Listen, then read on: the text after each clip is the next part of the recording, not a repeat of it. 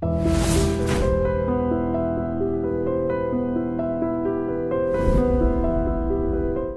ముఖ్యంగా ఇటీవల కాలంలో పెద్ద పెద్ద ప్రాజెక్టుల వల్ల ఎక్కువగా నష్టపోతున్నది ట్రైబల్స్ నష్టపోతున్నారు. అదేవిధంగా మీకు ఇటీవల మావోయిస్టులు అంటే నక్సలైట్లు కానివ్వండి, గతంలో నక్సలైట్లు అనేవాళ్ళు ఇప్పుడు మావోయిస్టులు అంటున్నారు.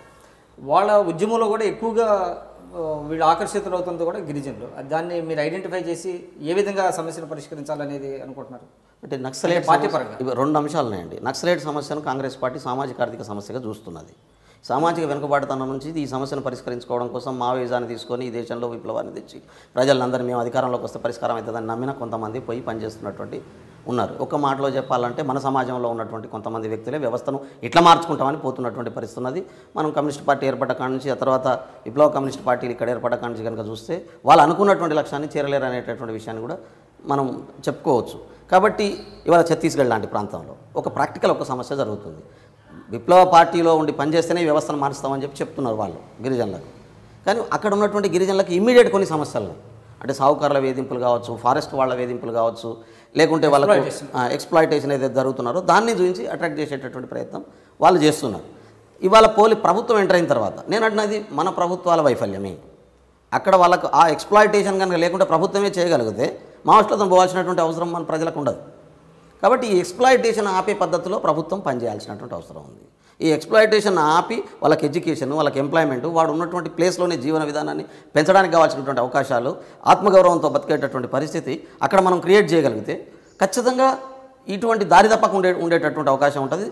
దానికి బెస్ట్ ఎగ్జాంపుల్ తెలంగాణలో ఒకప్పుడు ఈ సమస్య పెద్ద సమస్యగా ఉన్నటువంటి పరిస్థితి మనకు తెలుసు. ఉమ్మడి ఆంధ్రప్రదేశ్లో పెద్ద సమస్యగా ఉన్నటువంటి పరిస్థితి మనకు తెలుసు. కానీ ఎందుకు మారింది మరి అలా అంటే డెవలప్మెంట్ మోడ్ మారింది. కరీంనగర్, సిరిసిల్ల లాంటి ప్రాంతంలో, జైత్యాల లాంటి ప్రాంతంలో, జైత్రయాత్రలు నడిచినటువంటి ప్రాంతంలో ఇవాళ ఎందుకు లేకుండా పోయినాయి ఆ కమ్యూనిస్ట్ పార్టీలు?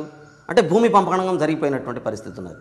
అది ఎప్పుడైతే భూమి పంపకం జరిగిందో ఆ ఎజెండా ఖతమైంది. భూమిని ఇరుసుగా చేసుకొని పనిచేయాలనేటటువంటి ఆ ఎజెండా ఖతమైనటువంటి పరిస్థితిని కూడా మనం గమనించినాం. భూమి ఇవాళ ల్యాండ్ రెవెన్యూ రికార్డ్స్ అన్నీ కూడా సెటరైట్ చేసే పరిస్థితిలో తెలంగాణ ప్రభుత్వం ఉంది.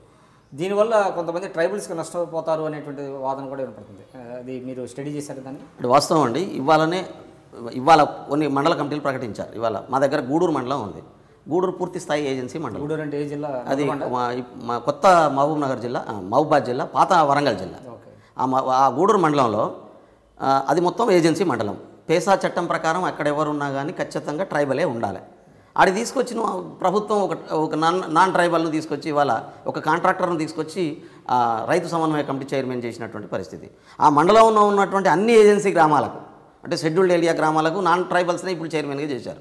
అంటే ఒకవైపు ఏమో కాన్స్టిట్యూషనల్ రైట్స్ లేవు వాళ్ళకు. కాన్స్టిట్యూషనల్ రైట్ లేని కాడ కాన్స్టిట్యూషనల్ రైట్ను ప్రభుత్వం ప్రొవైడ్ చేస్తున్నది. రెండో దానివల్ల ఏంటంటే ఈ భూమి సరిచేయడం సంగతి పక్కన పెట్టండి, ఇప్పటిదాకా వాళ్ళు ఆక్యుపై చేసినటువంటి ల్యాండ్స్ను రెగ్యులరైజ్ చేసుకునేటటువంటి ప్రమాదం ఉన్నది. అంటే చట్టాన్ని మార్చుకునేటటువంటి అవకాశం ఉంటుంది. కాబట్టి తెలిసి చేస్తున్నారా తెలియక చేస్తున్నారా కానీ షెడ్యూల్డ్ ఏరియా ప్రాంతాల్లో, ట్రైబల్ ప్రాంతాల్లో ఇది పెద్ద నష్టానికి కారణం కాబోతున్నది.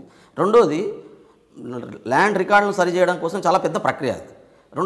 రెవెన్యూ చట్టాలు చాలా ఉన్నటువంటి పరిస్థితి. ఆ చట్టాలని మార్చకుండా ఈ కమిటీ ఏదో మార్చేస్తుంది, ఈ కమిటీ ప్రజలకు మేలు చేస్తుంది అనేటటువంటి విధానంగా ప్రభుత్వం చెప్పడం వల్ల పరిష్కారం అవుతుందని నేను అనుకోను. అది కోర్టుల స్క్రూటీని కూడా నిలబడే అవకాశం ఉందంటారా?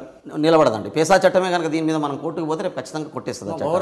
అన్నట్టుగా సమన్వయ సమితిలు నిలబడవండి. ఎందుకంటే స్థానిక సంస్థలకు ఉన్నటువంటి అధికారాన్ని హరించేటటువంటి పద్ధతిలో, అంటే ఇప్పటి ముందే అనుకున్నాడు పంచాయతీరాజ్ 73వ చట్టం ప్రకారం వచ్చినటువంటి అధికారాలు 74వ చట్టం ప్రకారం వచ్చినటువంటి రాజ్యాంగ సవరణ తీసుకొచ్చిన ద్వారా వచ్చినటువంటి అధికారాన్ని కాలరాసే పద్ధతిలో ఈ జీవో ఉంది. కాబట్టి రాజ్యాంగం మరి జీవో పెద్దదా చట్టం పెద్దదా అన్నప్పుడు చట్టం పెద్దదవుతుంది. కాబట్టి ఖచ్చితంగా ఆ జీవోని రేపు కోర్టులు కొట్టేసేటటువంటి అవకాశం ఉంటుంది. ఇది నిలబడదు అనుకుంటున్నాను. మీరు చూస్తున్నారు ఐ డ్రీమ్ న్యూస్ని. మీరు చూస్తున్నది ఐ డ్రీమ్ న్యూస్. అంటే కళలని నిజం చేస్తూ ప్రజలకి నిజాలని కళల ద్వారా తీసుకొచ్చే ఐ డ్రీమ్ కి మై బెస్ట్ విషెస్. మీరు చూస్తున్నది I dream news.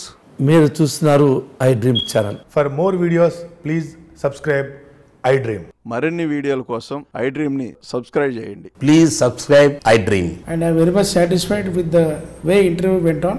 Kindly subscribe to I Dream. For more videos, subscribe to I Dream. And loads of fun entertainment and content. Do watch I Dream.